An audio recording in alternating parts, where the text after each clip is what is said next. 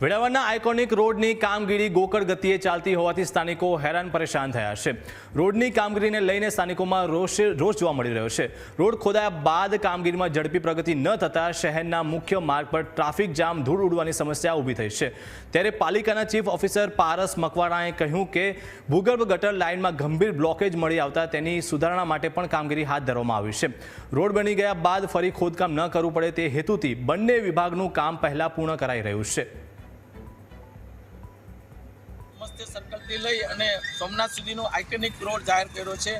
શહેરી વિકાસ અને ગૃહ નિર્માણ દ્વારા એના ટેન્ડરો પ્રક્રિયા અને વર્ક ઓર્ડર પણ નીકળી ગયો છે। 2 મહિના પહેલાં કામ પણ એક ચાલુ થઈ ગયું હતું। એકાએક 15 દિવસ પહેલાં એક ખાડા ખોદેલાવાળું કામ રોકાવામાં આવ્યું છે એ જાણવા મળ્યું અને તપાસ કરી તો મ્યુનિસિપલ એન્જિનિયર પટિયારે એમ જણાવેલ છે કે ભાઈ 60 કેવીની લાઇન અંદર જે ગ્રાઉન્ડ કરવાની હતી એ રહી ગઈ હોવાથી એ પ્રક્રિયા ચાલુ છે। એ ચાલુ થયા બાદ જ કામ ચાલુ થશે। એમાં પ્રવેશ દ્વાર પાસે જો આવી હાલત હોય એના હિસાબે રાહદારીઓ, વાહન ચાલકો ને મોટી ભીતિ હોય છે કે કોઈ મોટું વાહન, કારણ કે અહીંયા રેયોન ફેક્ટરી છે એના હિસાબે પણ અહીંયા મોટા વાહનો આવતા હોય અને કોઈ એક્સિડન્ટ થવાની ભીતિના હિસાબે શહેરીજનોની માંગ છે કે આ કામ વહેલી તકે ચાલુ કરવું।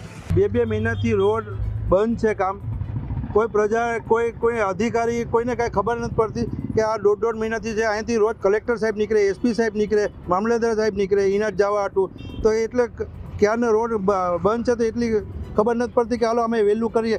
આમાં જ્યારે એક્સિડન્ટ કે કંઈ થશે ત્યારે માણસ ખબર પડશે કે કોઈકનો બાપ ગયો ને કોઈકનો છોકરો ગયો ને કોઈકને। કામ શરૂઆતથી જ તે પૂરજોશમાં પડેલું હતું, પરંતુ પીજીવીસીએલ દ્વારા 11 કેવીની લાઈન નાખવામાં આવી રહી છે। એ સિવાય ગટરની જે મિસિંગ લિંક છે એ પણ સાથે સાથે લઈ જઈ છે, જેથી કરીને આવનારા ભવિષ્યની અંદર એ રોડ તોડવો ન પડે।